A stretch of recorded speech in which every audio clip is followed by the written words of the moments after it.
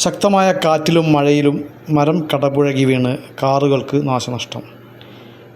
ഇന്ന് ഉച്ചയ്ക്ക് 3 മണിയോടുകൂടിയുണ്ടായ ശക്തമായ മഴയിലും കാറ്റിലുമാണ് പൈതോത്ത് റോഡ് ബൈപ്പാസ് ജംഗ്ഷനിൽ വൻ മരം കടപുഴകി വീണത്. കാറിലുണ്ടായിരുന്ന യാത്രക്കാർ അത്ഭുതകരമായി രക്ഷപ്പെട്ടു. പേരാമ്പ്ര ഫയർഫോഴ്സ് സ്ഥലത്തെത്തി മരങ്ങൾ മുറിച്ചു മാറ്റുന്നു.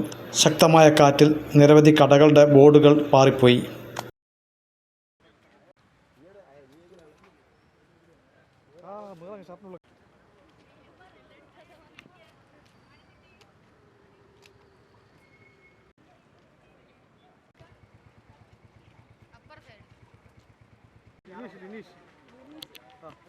വണ്ടിയാണിത്.